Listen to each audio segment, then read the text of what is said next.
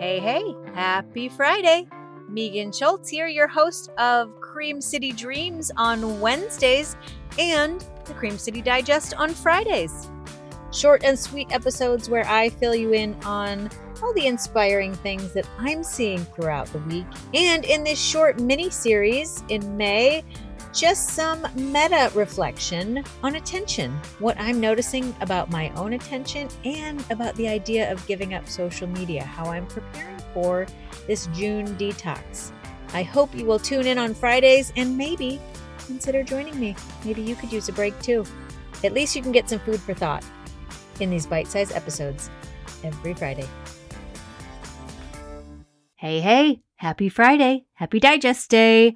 This is the last digest in this mini season or mini series that I have been focusing on this month with my friend and clinical psychologist, Tekla Brumder-Ross.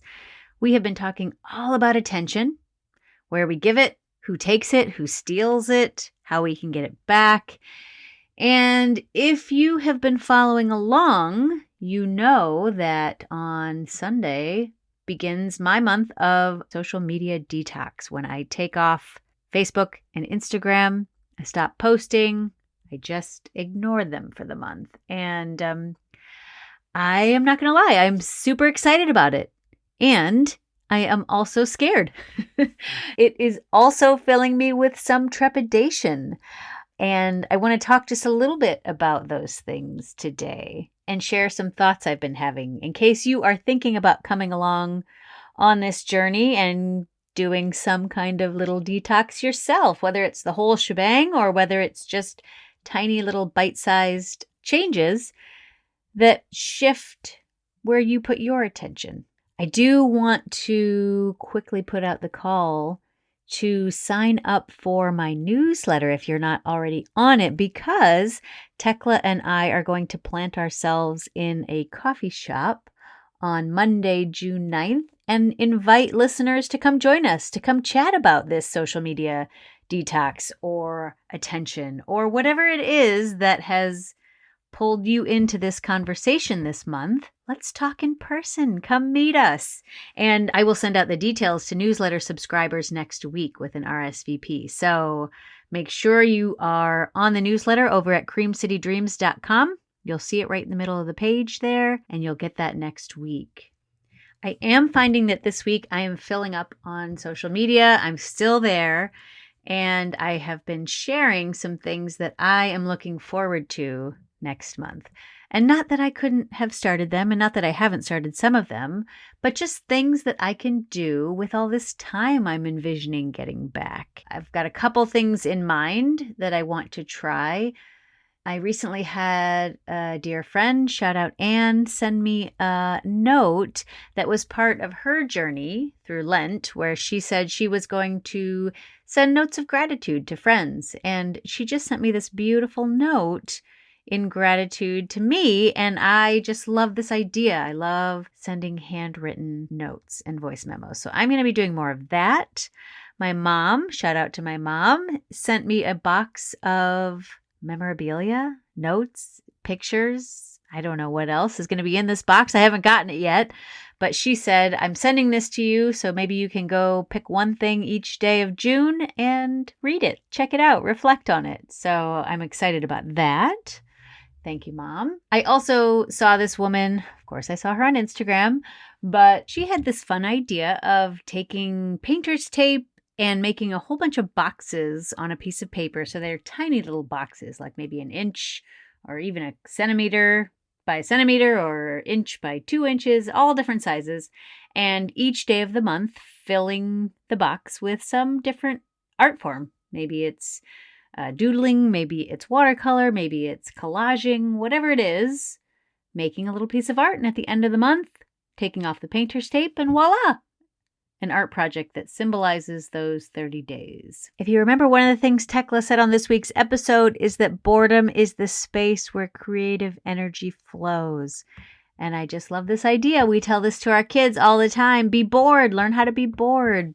And I'm looking forward to seeing what creative energy flows out of any boredom that I have. Although boredom isn't something I experience all that often, but who knows? Let's see what June brings.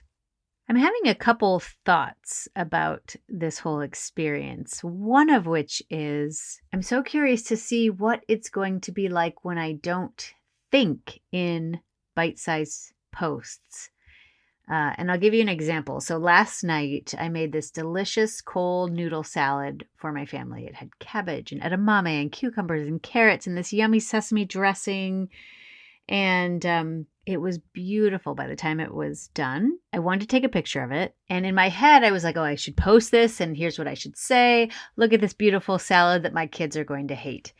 And because I just knew they would complain when they saw it. And I didn't post it. And I don't think I would have posted it anyway. But just the fact that that's how my head thinks now, how can I share my experience of the world with people in a picture and a small caption?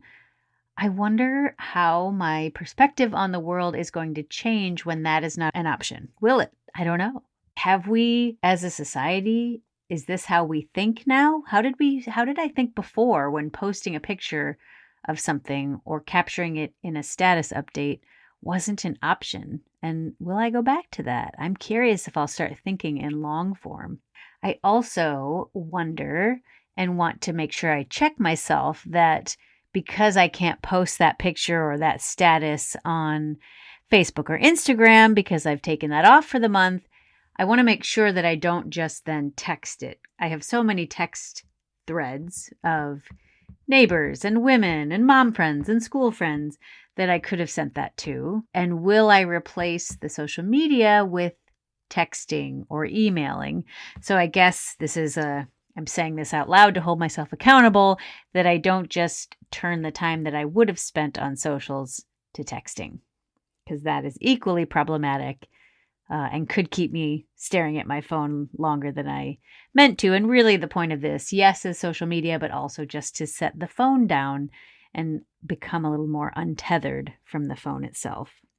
Along those lines, one of the things I thought I might do, and if you're hopping along on this journey with me, maybe you want to consider doing too, is see what I can do to turn my phone into a dumb phone, right? I'm not going to get rid of my iPhone or buy a flip phone for this month, although that could be a curious experiment at some point as well. But I do use my phone for other things. I'm thinking about, music. I listen to music on my phone. I don't want to eliminate music in the month of June, so I think I'll move that to my home screen.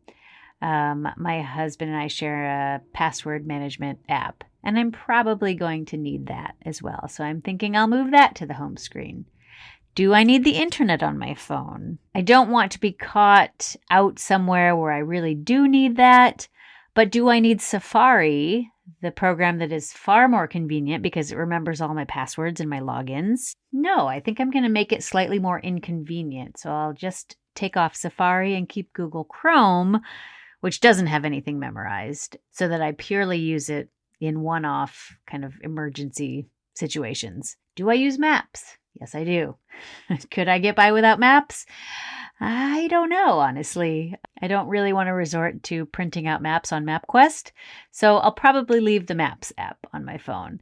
But I'm going to try to move all the other apps to the way back screen so that they're there in July when I come back to this if I want them, but I probably have 100 apps on my phone that I do not need. So let's see if I can dumb it down and turn my smartphone into a dumb phone so that it's not as appealing to pick up 85 times a day. Like I said, I will be back on Fridays to reflect on how it's going. So if you're curious to hear, tune in for these short digests. And I would love to hear how it's going for you too, and share those as well. So if you have a reflection or a thought that you would like to share, creamcitydreams.com. And if you scroll down on the homepage, you'll see the little widget for recording a voice memo for me that I can share. I would love to share your thoughts so that we can keep each other accountable and also to know that we're not alone in this journey. All right, next week starts my season of joy, and I could not be more excited to share these fun women who are bringing the joy to Milwaukee. And I don't usually do this because I announce them on the week that they come out, but I do want to share some of these women who are coming. Oh my goodness. I have Carlise Kelly of Panadanza Dance Company, Mary Joy Hickey of Girls Rock Milwaukee, Steph Salvia of Joy Engine, Tiffany Miller of Fruition MKE, Rachel Dugan of Rad Illustrates, Rosha Brister of Style Pop Cafe, Marjorie Moon and Rita Bertrand of Milwaukee's Threshold Choir, Dana Spandit of Flower Girl and Flame. Listeners, these women are so joyful, and I ask them at the end of each episode, what is something they think people can do to find more joy? And they all have such cool answers to this question.